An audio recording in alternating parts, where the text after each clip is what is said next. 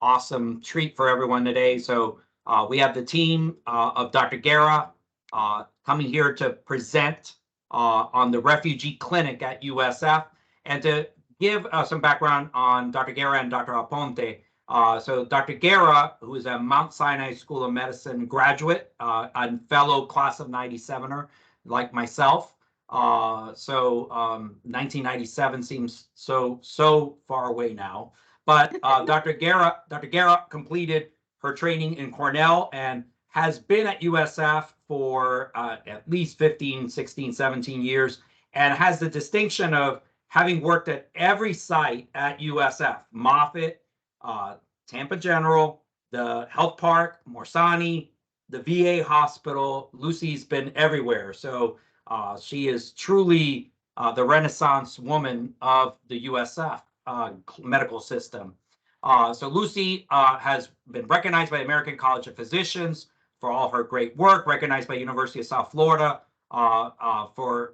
and just recently got a great award as a Latin American female physician and well-recognized honor, and is our division director in general internal medicine. And for Dr. Leila Aponte, Dr. Aponte had the distinction of having to put up with me as intern Joe Lazama back in that 97, 98. So I was blessed to have Leila as a senior resident, and she joined us about 6 or 7 years ago, I think. Is now it's already been. Welcome back to the USF family, and she practices in general internal medicine with Dr. Guerra.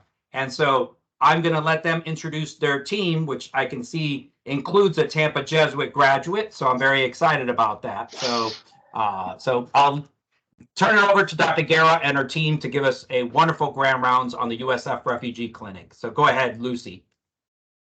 Thank you guys for joining today. So the other team members are Dr. Amber Gum. Dr. Gum is a psychologist that has been working in the Division of General Internal Medicine for a number of years now. She focuses on trauma, and she is also very involved with the USF Tampa Bay Street Medicine Refugee Clinic.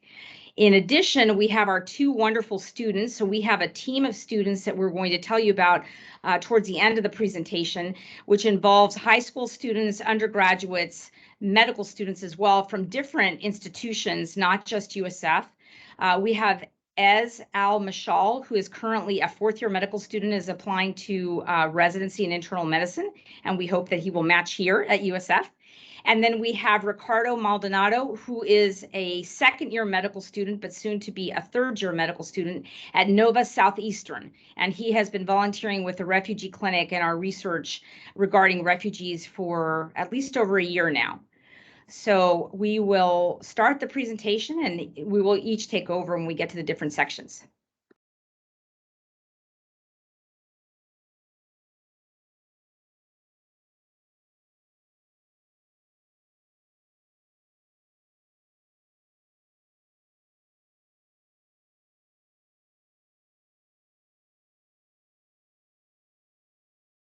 Sorry, we're just trying to share our screen.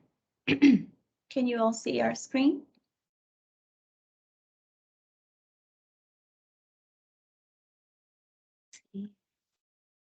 We're seeing all the programs and such, yeah. So try to run it now. I'm definitely going to be my. Okay, so we're going to be speaking about refugees, epigenetics, and trauma. So the learning objectives for the presentation: number one, to recognize the state of the refugee crisis now. We gave a presentation last year on the refugee crisis, but there's been a lot that's happened in the course of the year, so we were hoping to update you on that. You will develop an understanding of refugee trauma. You will have an understanding of the state of chronic illness and mental illness in refugees.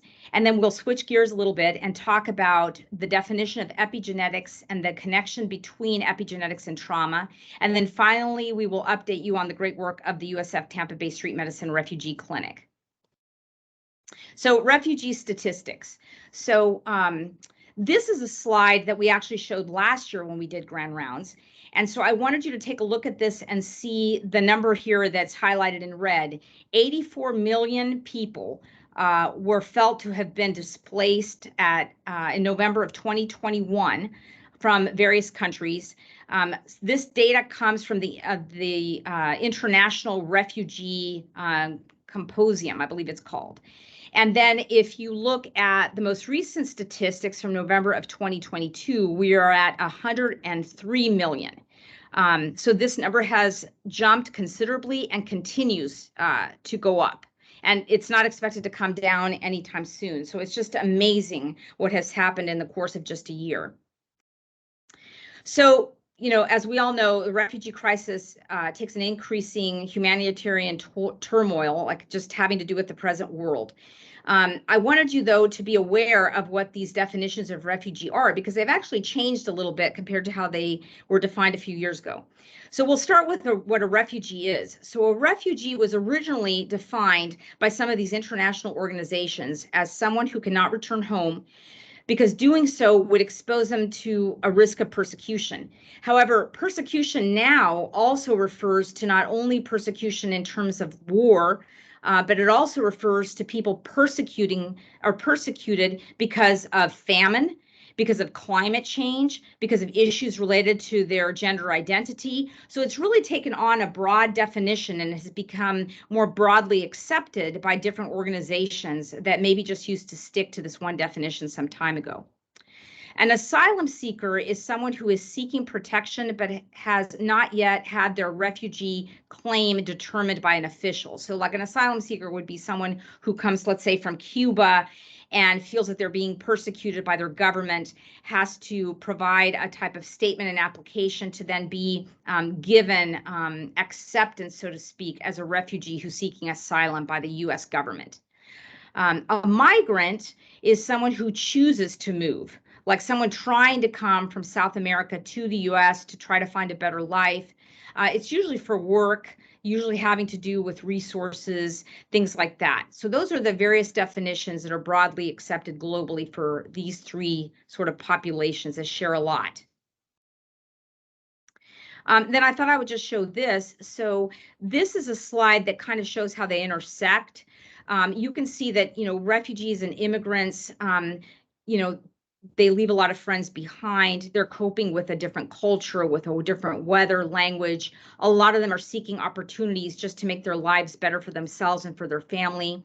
They require a lot of linguistic support and academic supports if they have young children or people trying to go back to school. But there's just a lot of overlap there, and it's important to be aware of that, but also at the same time to realize that refugees usually do not come by choice. They are coming because they're trying to escape something that is causing them to be fearful in their homeland, whatever that might be. An immigrant usually has more of a choice and usually is migrating just to try to find a better life, but is not necessarily fearful that they're going to be killed or that they're going to be discriminated against because of their identity. These things can be one and the same to some degree, but it is important to understand the distinction when it comes to how we talk about them in the literature, et cetera. So who and where do these refugees come from? So if you go back to that slide that shows the number of folks that have been coming to the United States, currently 72% of those coming into the United States and other countries are represented here. So they're coming from the Syrian Arab Republic, Venezuela, the Ukraine, Afghanistan, and South Sudan. And then there are 5 countries that have been recognized as being the main shelter for these refugees. Turkey is one. Colombia deserves a lot of recognition because the refugees coming to Colombia are primarily from Venezuela. So they've taken on a tremendous burden, so to speak, of people coming from Venezuela. Germany is another country, Pakistan and Uganda. So these are 5 countries in addition to the US. There are others, but these are the top 5. And then I want to also point out of how many of these refugees are children. It's just an astronomical number, 36 million and counting. And this was just at the end of 2021, so that number has grown tremendously. And then there are people that are born, children that are born while they're under this refugee status, and that continues to grow as well. So the new refugee problem that no one expected in 2022 was Ukrainian refugees. So it's just an astronomical number that have been fleeing their country because of the ongoing situation there. They've been crossing from the Ukraine into all sorts of different countries. Some have been coming here to the US, but that is something that was completely unexpected and that is going to have a lot of ramifications for not only the refugees themselves, but other countries that are hosting them over the course of the next decade and more. Including the US.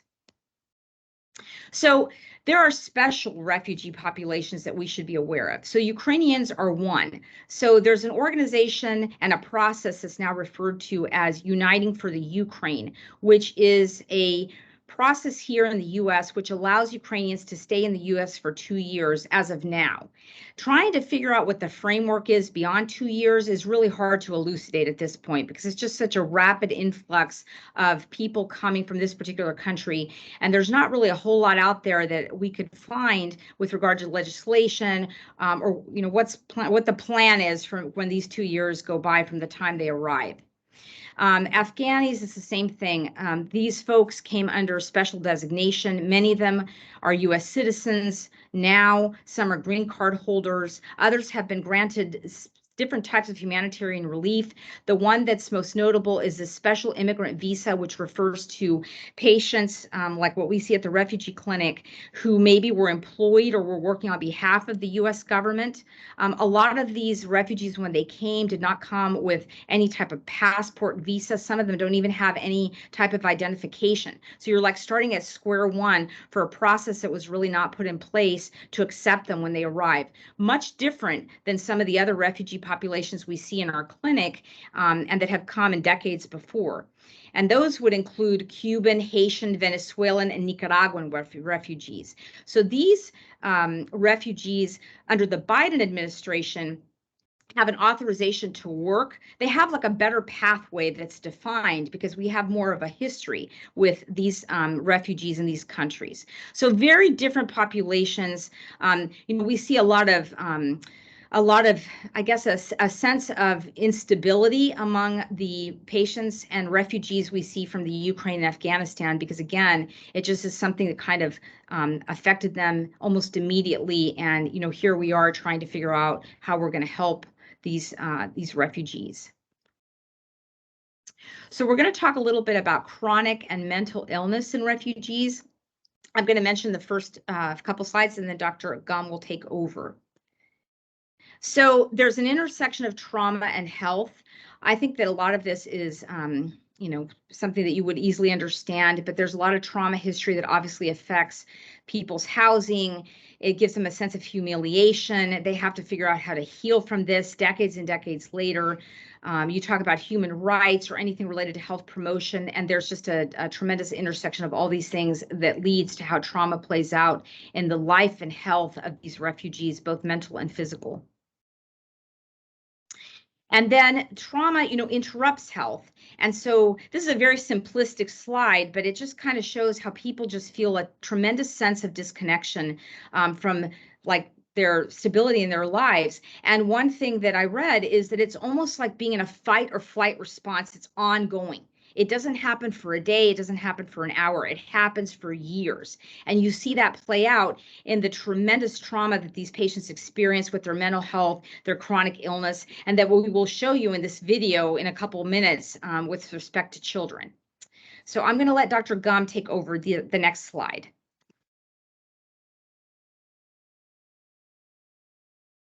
So thank you, Dr. Guerra. So this slide just, kind of further illustrates the stress response. There's childhood adversity, and even for adult refugees, earlier life experiences and trauma, genetic background, of course, and the importance of that social network in influencing how stress impacts that person. And what you see with this figure here as well, kind of toward the bottom, is just this kind of shifting balance of vulnerability or resilience. So, and I think with the next slide, we see that this can translate into a variety of physical health problems for refugees, and these are the kinds of things that are fairly common with the refugees that are seen in the clinic. So chronic conditions that are often poorly controlled, maternity care. Then, of course, we see mental health issues and communicable diseases as well. And one thing I'll point out, like with the Ukrainian refugees, which we feel has maybe set them apart from other refugees that we see, is a lot of these Ukrainian patients that we see in the clinic, you know, they had pretty good medical care. It's like a step up from what we're used to. They were on medications for diabetes, for hypertension. You know, there was maternal fetal health that was being promoted in their country. And then all of a sudden they're without anything. You know, and so we see a lot of patients who come in that don't have their medications, but they were taking them a few months ago. Unlike the other refugees that just, you know, from the various countries you mentioned, Cuba, Nicaragua, Venezuela, and they a lot of times just don't even have, like, they have no care or lack of medications. So different populations with different needs that are all kind of playing out in our population. Just wanted to talk a little bit about the prevalence of mental illnesses for refugees. These are fairly recent systematic reviews that were pretty good and include you know, pretty large number of studies of different refugee populations. And of course, they're not updated for the current situation with Ukraine. But fairly recent over the last couple of years. And what these show are, especially for depression and post-traumatic stress disorder, see elevated rates of these compared to what you would see in the general population. The general anxiety is also high, but not as elevated as depression and PTSD. So these are both systematic reviews that are based on studies of refugees fairly soon after their displacement. And the next slide, this is a little bit older, but this systematic review included studies that had followed up with adult refugees 5 years or more after their displacement. So how are they faring longer term? And there were 29 studies in this systematic review. And you still see elevated rates, even 5 or more years down the line. Now you'll see these are really wide ranges here, and you know that just reflects the quality of the studies and you know the sample sizes and maybe selection biases and things like this. So the authors did point out, I wanted to point out to you that the studies with higher methodological quality and kind of better sampling, you know, did report lower prevalence rates. And they did notice across these studies some factors that seem to place people at greater risk of mental health issues longer term. Some of that is just the severity of the traumatic experiences pre-migration, and then post-migration stress and that post-migration socioeconomic status. So those are really important. You know, we can't control as what happened before they arrive, but the kinds of services, healthcare services, trying to connect people to social services and housing and jobs and things like that, you know, the sooner that we could connect people to those services could probably help prevent some of these long-term negative consequences. And so this is just a model that kind of reminds us to look at these things over time, to take a longitudinal perspective, that we have, you know, early risk factors, critical periods. Some of those even are before birth. And I think that's an important point that Dr. Guerra made about, you know, how many of these people are children or even, you know, people who are pregnant and then giving birth while a refugee. So the impacts on that infant. And then, you know, you have the precipitating event, so the event that led someone to, or a family to leave their home, which then, you know, impacts their illness or health trajectory long term, which tends to vary, you know, for people across time in terms of how well they're able to recover. And then it also shows like generations of trauma, right? Like, so you have people that have been experiencing some sort of trauma with like families of refugees over time. So that's, I think, really important, that will play into the epigenetics that we're going to talk about. So I'm going to tell you a little bit about what you're about to see here. So this is a trailer that is called Life Overtakes Me. This was before the pandemic. So I think that's an important thing to maybe note, because perhaps now this has manifested itself to even a greater degree than what was seen prior to COVID. But it is basically a short video that tells you the tremendous impact that trauma can have in refugees' families, particularly children. It's heartbreaking. I would encourage you all to watch it. It's not something that is easy to see, but we'll show you a few minutes of it. Вчителька дзвонить, каже, приходьте, тому що всі плачуть, вона плаче, що її відвозять, що її там б'ють. Діти плачуть, весь клас плаче, дітей, вони не знають, що сталося. Через деякий час вона взагалі почала відказуватися від дітей і реагувати на все. Мы не знаем, почему так случилось. Как она, что она и спортсменка, бегала, и активистка, и в школе она это... The immigrants that develop the condition seem to come from certain parts of the world. These children and their families have almost exclusively been subject to trauma. Jeg forrige mye gang Sverige, imtihan okubanakan avur stressel aprum jef mek bichef.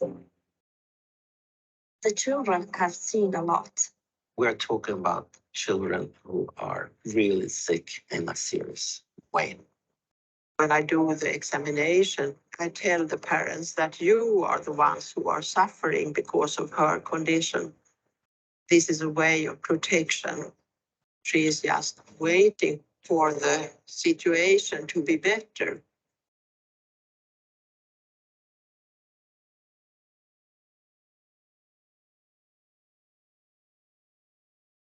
So basically, these children develop almost like a catatonic state that is inexplicable, that seems to be related to the trauma that they've witnessed. And this has been described not only in refugee populations that went to Sweden, but in parts of Africa, Southeast Asia. I mean, it's just heartbreaking. And then, you know, like Dr. Gum asked a question earlier, some children recover, but some of them can stay in this sort of catatonic state for years.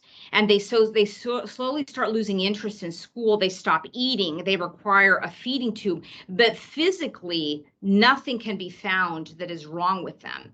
And then through some of the rehabilitative methods that have been used in Sweden, particularly because they seem to be the country that really has focused on some of this, they try to get them to wake up. And that can sometimes happen a while later. So there are a few cases in the video where you see that.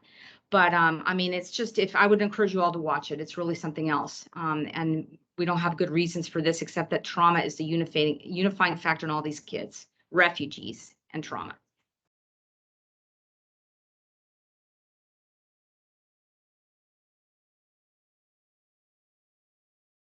So we're going to shift gears a little bit, and we're going to try to explain the relationship between epigenetics and trauma. I think Dr. Gare and Dr. Gum have wonderfully explained the impact of trauma, not only in the person that is suffering in the moment, the traumatic event, but we're going to see how these traumatic events can be sort of passed on to future generations. But before we get into that, let me try to oversimplify and explain what is epigenetics. So epigenetics is a very well-established branch of genetics. And I think it's important to establish that it's a well-known, well-researched, well-established form of genetics that basically says or shows that the DNA, our DNA, can be modified without having to have a mutation. So these are reversible modifications to the DNA that can affect the accessibility of a certain gene in order for that gene to be expressed or to form a protein, right? Gene expression. So it's important to understand that this is not changing the DNA. This is not a mutation. These are modifications that can be reversible. One thing that epigenetics has well established is that these modifications are heavily influenced by the environment. So this is a good quote to put epigenetics in perspective. DNA is written with a permanent marker. It cannot be changed or erased. Epigenetics is written in pencil. That means that we can erase, we can change how a gene is expressed based on what the individual is experiencing in terms of environmental changes, experiences, and so on. This is a good way to see genetics. The old way to think about DNA is that it was a sort of inflexible set of information that there was no way to change, but with natural selection. The new way that we're seeing DNA and the information encoded in the DNA is a little bit more flexible. It has a lot to do with the environment. In that environment, it's going to determine what genes or some of those genes, not all of them, could be over or under expressed.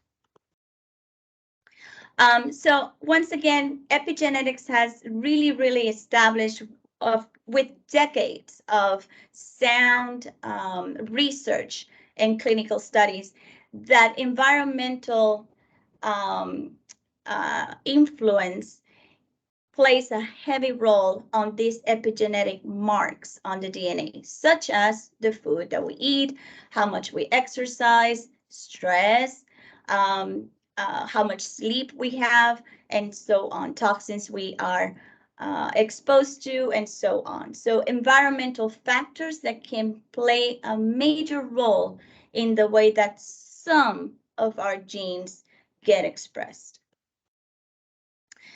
So let's put that together with trauma. And I think we have established that trauma can come in all sorts of ways, such as sexual abuse, war, systemic trauma, such as racism, famine, genocide, all of that is included under the umbrella of trauma. So as you can imagine, we're talking about a good number of experiences that people can get exposed to and affected by. So one of the things that it's really well understood is methylation in relation to epigenetics. It's just one of the ways that these epigenetic markers can affect the DNA. Methylation is basically the addition of a methyl group to a certain area of the DNA.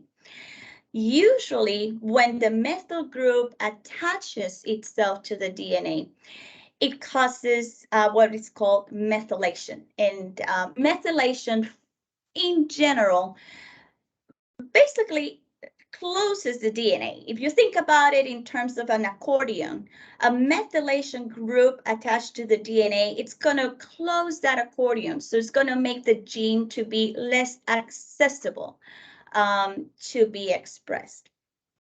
That has been well understood as reasons for things as inflammation, changes in neuroplasticity, changes in cortisol levels and the glucocorticoid receptor sensitivity. Those are things that have been well established as part of consequences of epigenetic changes. This is a very interesting, very well known research study from Diaz and Ressler in 2014. They work with this with mice, which, by the way, it's all the epigenetic studies that have been done with trauma and epigenetic changes are have mostly been done with animals. There have been some with humans, and we'll get to that in a little bit. But Diaz and Ressler were able to basically prove to a good extent that epigenetic changes can be, quote unquote, passed on from one generation to another. How do they do that? They basically condition mice to receive an electrical shock every time the mice would get exposed to the it was cherry blossoms. I'm pretty sure it was. Obviously, the mice receiving the shock were very afraid of seeing the cherry blossom. The experiment then followed the first generation and follow the second generation after the original mice were exposed to the conditioning, the fear of being shocked while receiving or while being exposed to the cherry blossom. What they found is that the second generation after the original experiment, they still were afraid of the same exposure, even though they never were exposed to the cherry blossom themselves. So what that shows is that these epigenetic tags or epigenetic changes can be imprinted in the gametes, sperm or eggs, and be passed down from one generation to another.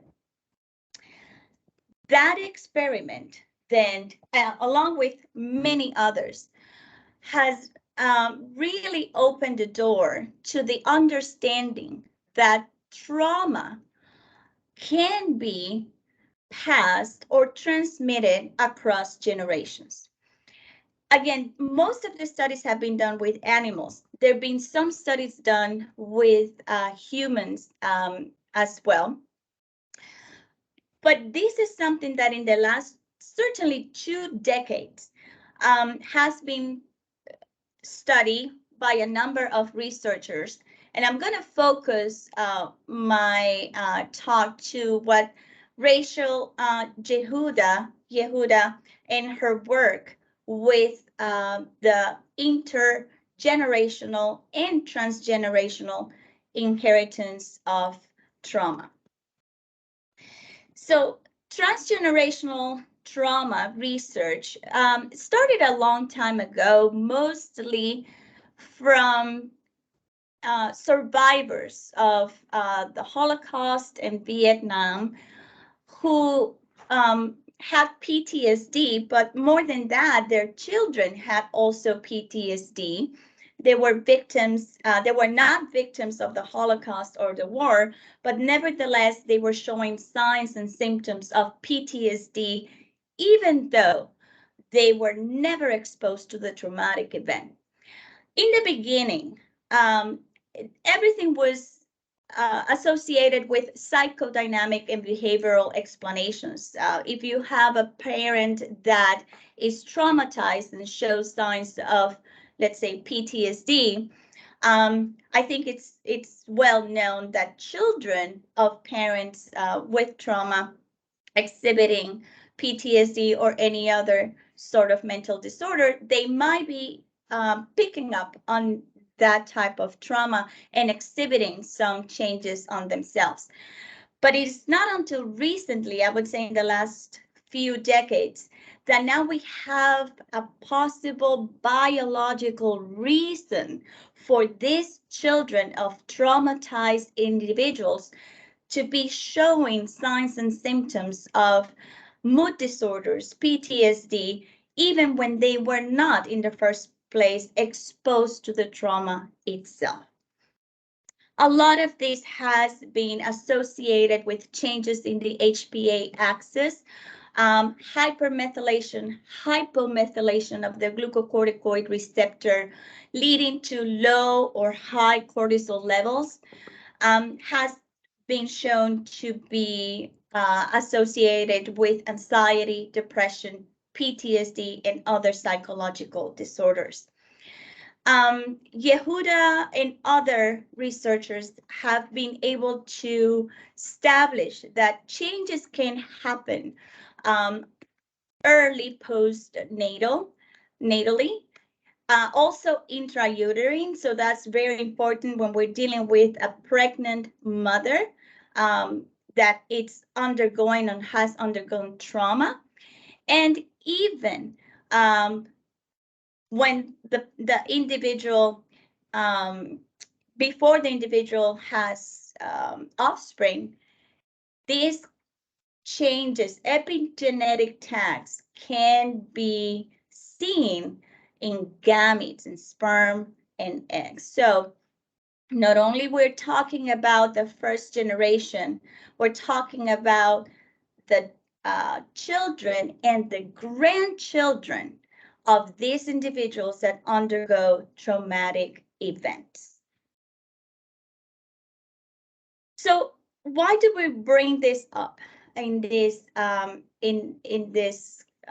talk?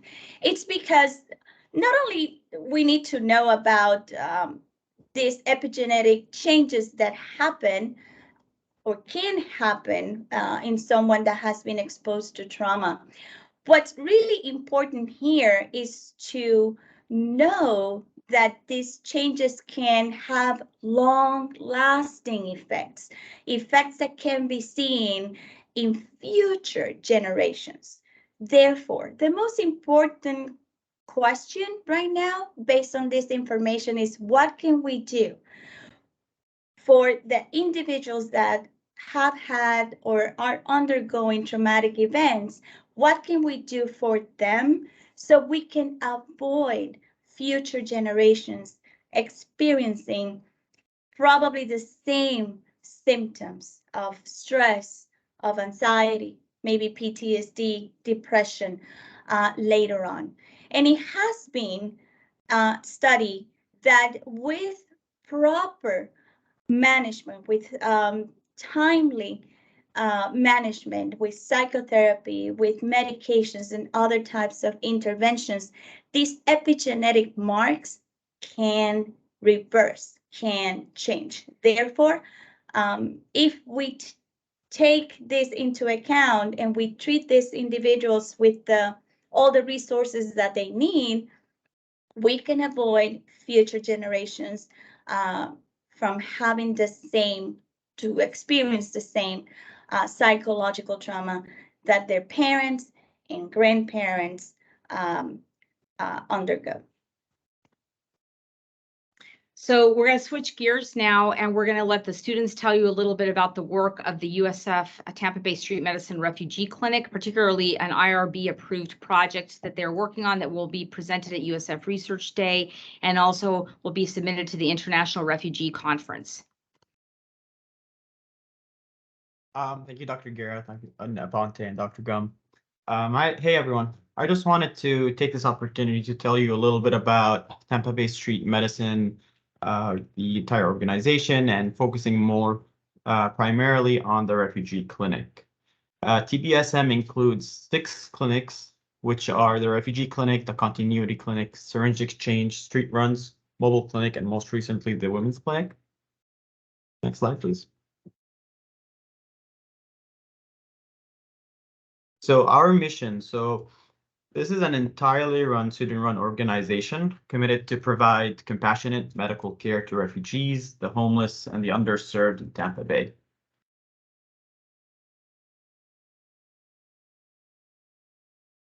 So the refugee clinic started in February of 2020, just a few months before the COVID-19 pandemic. The clinic started pretty small with just med visits and labs imaging. However, I'm happy to say that we have grown to include mental health services, specialty care, fresh produce, and transportation. Specifically for fresh produce, we started the Food as Medicine program, and we really noticed that, I know Dr. Garrett talked a little bit about the Afghan population. We really noticed when we first started seeing them that their diet mainly consisted of canned foods and processed foods. So we partnered up with local distribution agencies here in Tampa Bay, and we've been providing the fresh produce, more fruits, more vegetables after every single clinic. In relation to our vaccines, we actually just had our second vaccine clinic yesterday, where we administered 22 vaccines, which makes our total number of referrals from the Department of Health to 168 patients. 186. 186, sorry. Through many collaborations with USF Health providers, which we are very grateful, we can almost connect our patients to any specialty care they may require. And this includes psychology, psychiatry, neurology, ophthalmology, orthopedics, cardiology, and gastroenterology. So I just want to say, before we give you more details about our population demographics, I just want to talk to all the attendings at TGH and all the residents that if you ever see a patient who is uninsured and identifies as a refugee, please do not hesitate to send them over. We'll be more than happy to take care of them. Go ahead, Ricardo.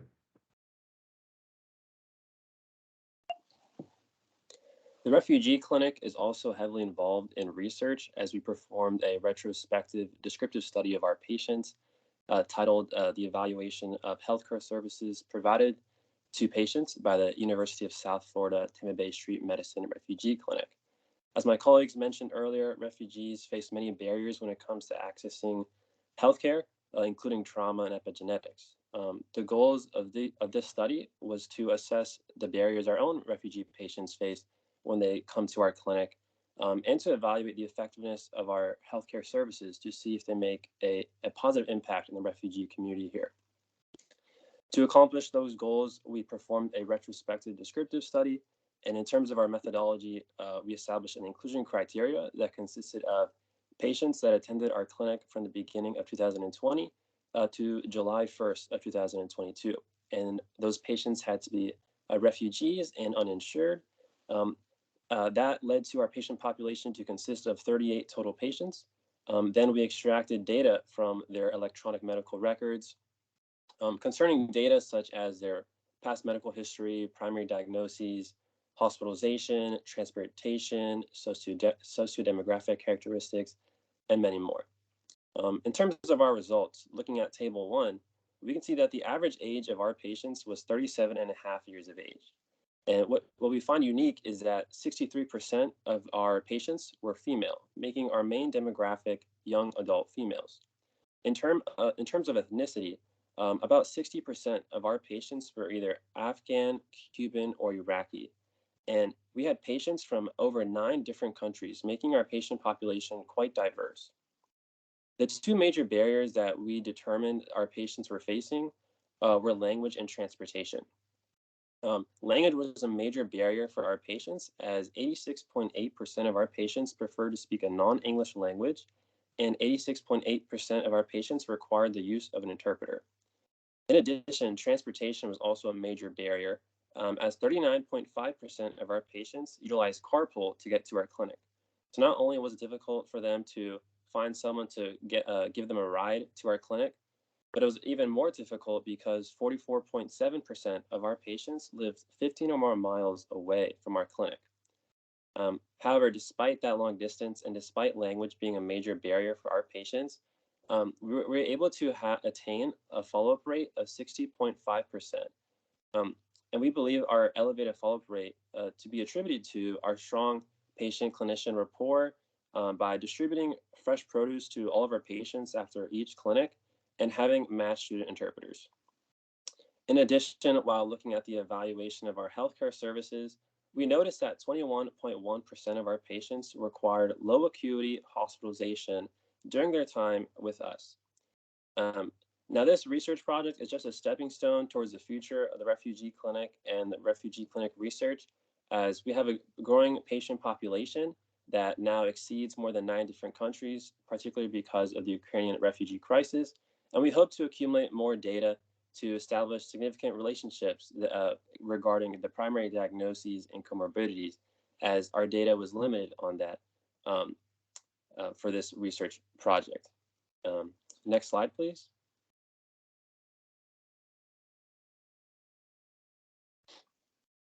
And as you can see, we are a very tight-knit community here at the Refugee Clinic. Next slide, please. So I just wanted to point out that, like Ricardo said, this was a very small study. We will continue to do research projects, perhaps focusing on vaccinations, because that seems to be a tremendous need of the refugees that are being referred to us. The Department of Health cannot handle the backlog of patients that need particular types of vaccines. And so then we are partnering, or will continue to partner with them to be able to provide those types of services and hopefully conduct some research related to that. We also wanted to mention that we have other wonderful faculty advisors, including Dr. Hannah in the Department of Family Medicine, Dr. Manessis, who comes to every single clinic. Even though she's not a clinician, she's there to help coordinate the students, and Dr. Maskar, who has helped us with our data analysis. And then in addition, like I mentioned, we have a high school student, Jordan Kavanaugh, who is a senior at Jesuit High School, and he's been involved in the clinic for over a year and helps for the Food for Medicine program. And then we also have the medical students, and we have undergraduates from the University of Florida, the University of Notre Dame, and Wake Forest University. And so what we do is we meet with these undergrads to go over the research topics that we're interested in looking at. Some of them volunteer in person when they're home from college, but they've just been tremendous in working with our entire group, and we hope to continue to foster those types of relationships, including with the USF Honors College. Thank you guys for attending, and I also just want to say thank you to the Department of Medicine, because I'm a member of it, and so is Dr. Ponte. But we do a lot of things with vaccines that would not be possible without Dr. Lozama, Dr. Oxner, and Dr. Sennett, because we get some of the supplies and things we need from the Department of Medicine, and our resources are very limited. So we're very much appreciative. Thank you all. We'll be happy to answer any questions. Thank you. Wonderful presentation. Congratulations to your team and all that you're doing. Outstanding, and go Tampa Jesuit, of course, so as well. So, but go USF Bulls first, always. So, all right. Anyway, we'll take some questions. Please fire away.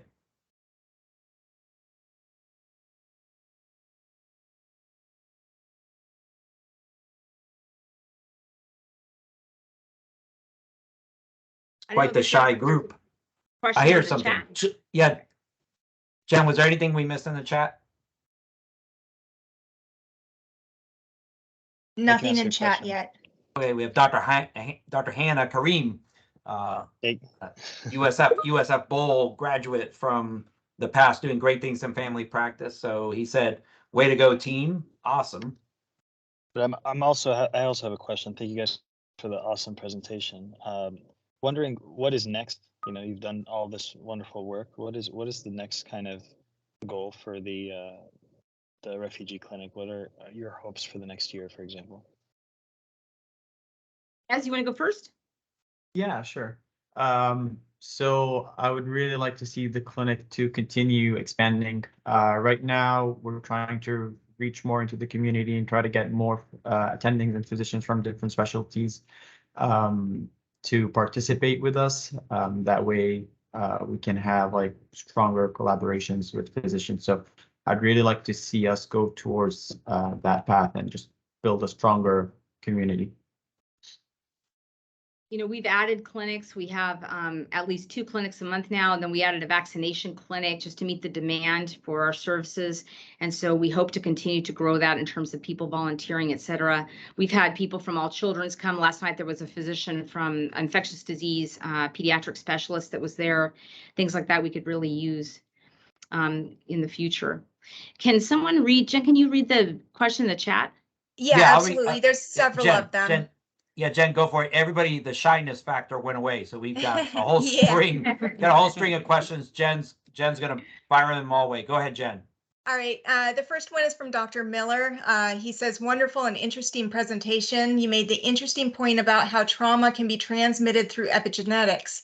Is there evidence about what is required to reverse the epigenetics of trauma? Yeah, excellent question. The studies that have been conducted as of late, and Dr. Rachel Yehuda, she is a pioneer in this type of research. Basically, intervention, early intervention, it's what it's been shown to create a change, an epigenetic change. They are able to see the markers, these epigenetic markers along, once the intervention, meaning therapy, psychotropic therapy, all sorts of interventions like the refugee clinic does, taking care of their needs in general, has shown that these biomarkers do change over time. Again, epigenetics is everything related to the environment. So if we change the environment, there is a very good chance that the epigenetic marker will change as well. Next question. Dr. Oxner would like to know how your patients are doing with the recent earthquake. Well, we haven't heard too much about that yet because it's been so recent, but I'm sure that we will over the course of the next several weeks. So more to come there. But so far, it's a little too recent, I think, for us to comment at this point. But excellent question. How can residents get involved? Email me.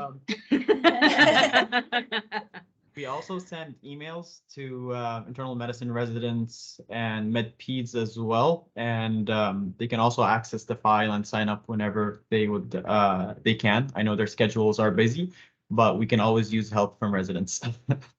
And I would like to say attendings too. Yes. All sorts of specialties are welcome. We really need the help.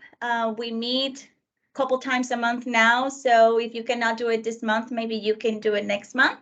And it's a wonderful, wonderful opportunity to getting, in touch with the reality of life for some individuals. So I highly encourage attendings to come to the clinic as well. And Rhea pointed out APPs are welcome. Rhea is one of our APPs. She's Yes. been there several times. If you're an attending physician who, for example, is an orthopedist, we will try to have you there when we have patients that need your care. So we really try to make it so that, people's time is well utilized while they're working at the refugee or volunteering at the refugee clinic. And we have one orthopedist. So the next question I can actually answer. The presentation slides can be available. So I can make them available along with the recording that will be uploaded later this evening.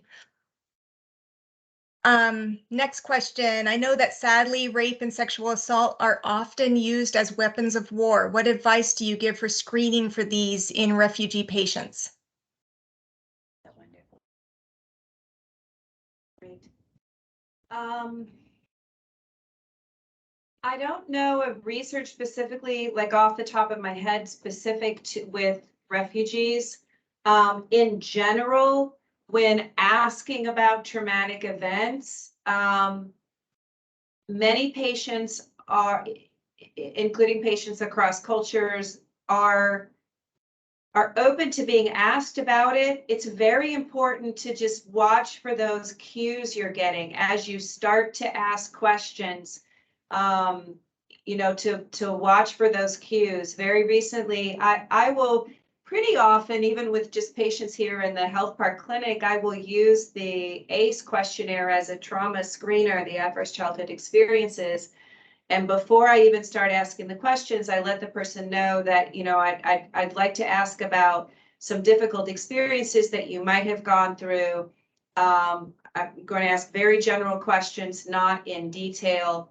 And if you'd rather not talk about it, that's okay. You know, and they'll kind of give, so you sort of give this introduction, and then just watch for the cues. As I was just saying something like what I just said a moment ago, about a few weeks ago, someone very visibly bristled and didn't want to talk any further about that. And I said, I can see that you don't want to talk about this further. So it sounds like some bad things happened before. And the person nodded, and then it said, you know, so let's just move on. So I think you know, if you're working with an interpreter, so some kind of introduction. Then if you're getting the cues that it's okay to go ahead and ask, then ask. And you know, then they're able to express what happened to them. So you're giving them that opportunity. They often won't say anything if you don't ask. And then, but you're kind of you're asking permission before you ask those questions. And a lot of these patients, after they become more comfortable with us, the rapport is really important. Then they'll tell us something that they didn't tell us maybe several months ago. Yeah. You know, because they do want someone like Dr. Gum or someone from her team to help, because they feel that sense of like a safe space, which maybe they didn't when they first came, because they were very distrusting after everything they've been through. So, anything else? Yeah. Yes. Can the DNA methylation be quantified for an individual or a population? Yes, it can.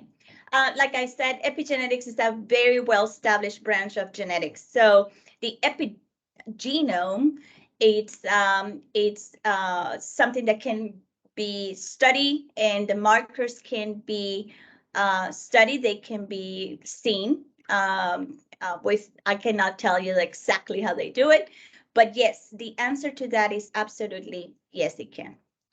And then Jen, I don't know if you want to read Sylvia Acevedo's comment. I can't tell, but she's a representative from one of the refugee clinics that we will have an ongoing collaboration with, and I think she's an expert on this stuff. She's a legal person, so I don't know if you want to read her comment. I don't know if it's a question.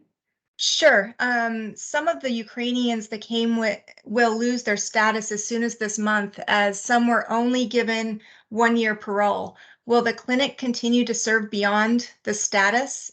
The same will be the case for the Afghans in August. They will all expire. Yes. Yes, we have every intention to continue to do that. And, you know, it's interesting. Some of these patients, what we found over the course of the last 2 or 3 years, they eventually get Medicaid, and then they come to Health Park. Yeah. And so we've seen a number of those patients that started out as our patients as a refugee patient, had no insurance, et cetera, now have Medicaid. There was one I saw the other day that had Medicare, and they know about us. It's some of the same people taking care of them in the refugee clinic, and then they come here, and then we see them. And then we've been able to refer them to, you know, for their breast cancer history or whatever it may be, to the TGH Cancer Center, to Moffitt. So it's a very, very wonderful kind of continuity of care, you know, over the last couple of years. So. One more, are you able to connect patients from the refugee clinic to mental health follow-up? Well, we have Dr. Gum, who's the psychologist that has a number of people that work with her at different points. We also have USF Psychiatry, and then we also have, so I think it's a psychiatrist that comes from Morton Plant that has been there a few times, right, Ez? Yes, that's correct. So we do have that kind of follow-up. It is challenging, though, I mean, to be, you know, just the mental health service system is overloaded in general, unfortunately.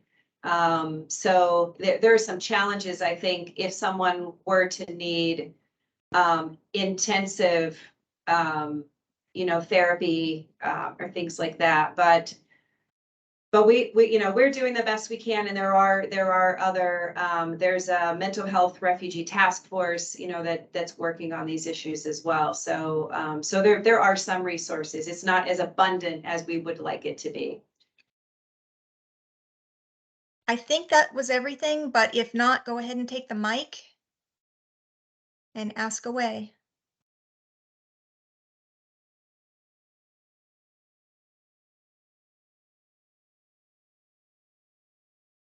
Well, if nothing further, then we thank you guys very much. Yay to our wonderful students. Thank you, guys. Thank you, everyone. Thank you.